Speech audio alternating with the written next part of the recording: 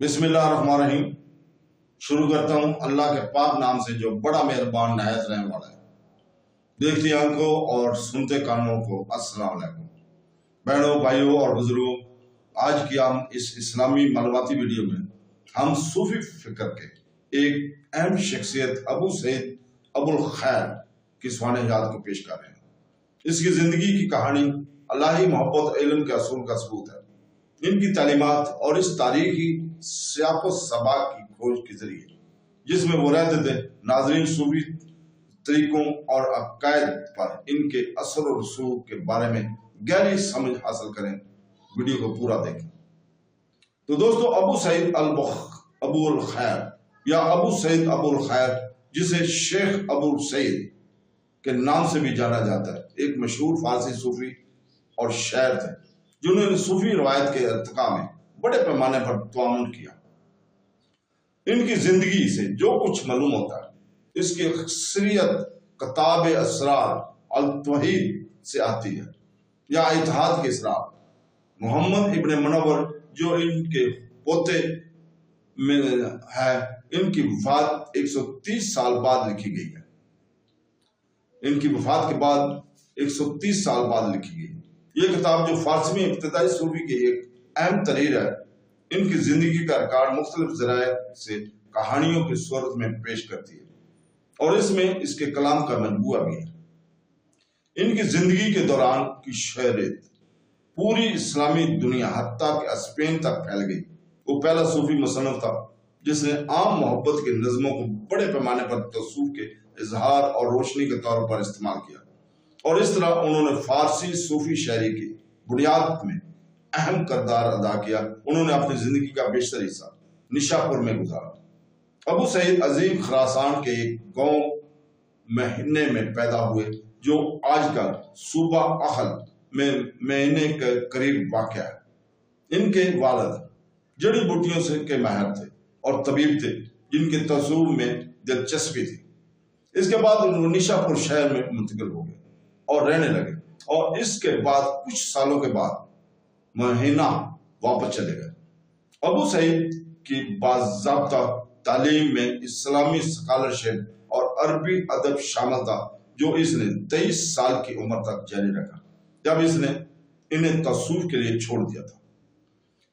انہوں نے اسی صوبے کے آس پاس کے چھوٹے شہروں میں بھی سفر کیا اور دوسرے صوفیوں یا ان کے استاذ سے ملنے کے لیے وقت گزارا۔ انہوں نے کئی سال تک مارو اور سراخ میں فقہ اور حدیث کی تعلیم حاصل کی، یہاں تک کہ اپنی زندگی کے ایک اہم واقعہ میں انہوں نے اپنی تعلیم ترک کر دی اور صوفیہ کے حلقہ میں شامل ہو کر تصوف کی وادی کا رخ کیا۔ شیخ ابو الفضل سرخسی اور ابو العباس قصار اموائی سے تصوف کا طریقہ حاصل کرنے کے بعد شیخ ابو سعید اپنے اصل ملک واپس آئے اور 7 سال تک کفایت شاری کی اور 40 سال کی عمر میں نشاپور چلے گئے۔ ان کی تصوف خراسانی مکتب تصوف کی ایک مخصوص مثال ہے۔ اس نے اس مکتب اور کسی حد تک دوسرے مکتب بھی کہ ماضی کی صوفیہ کی تعلیمات کا نچوڑ نکالا اور انہیں فلسفے کے استعمال کے بغیر سادہ اور ایک معنی میں گہرائی میں بیان کیا۔ وہ پہلے صوفیہ بالخصوص بسطامی اور حلاج کے لیے خصوصی عقیدت رکھتے تھے۔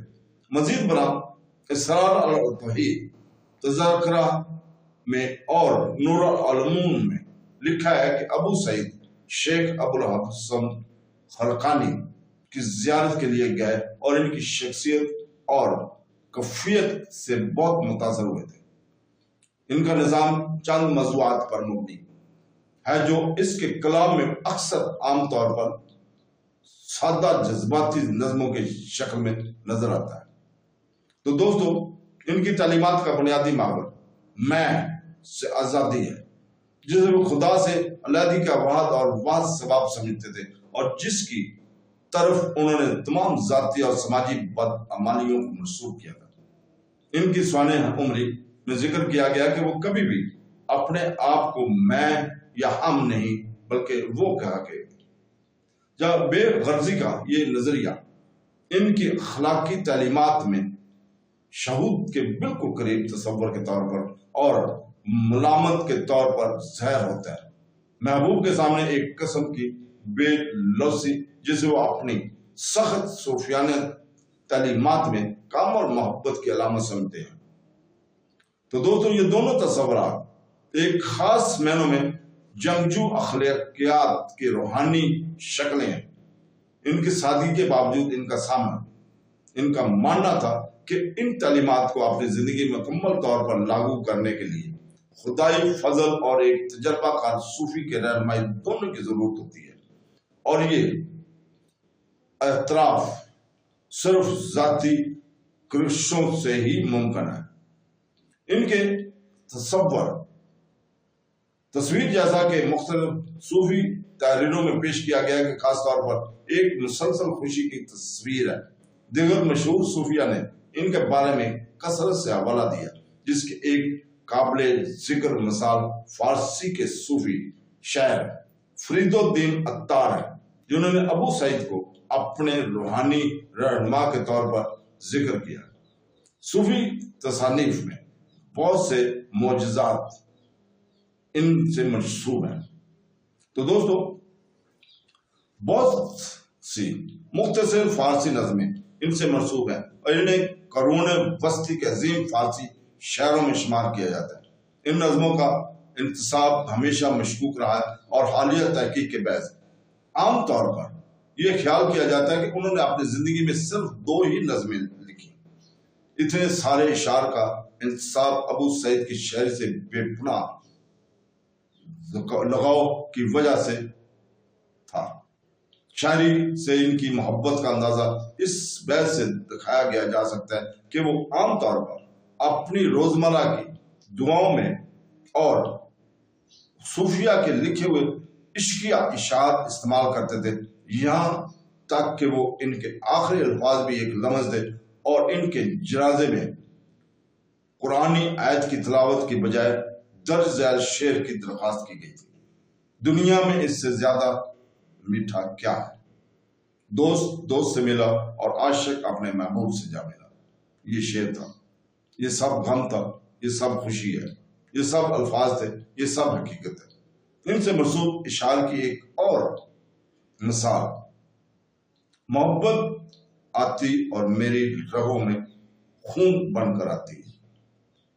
تو دوستو، بہنوں، بھائیوں، بزرگوں، کل انشاءاللہ تعالی ہم اسی وقت پیش کریں گے صوفی اسکالر ابو العباس کی سوانح یاد کو پیش کریں گے۔ کل تک کے لیے اجازت، اللہ حافظ۔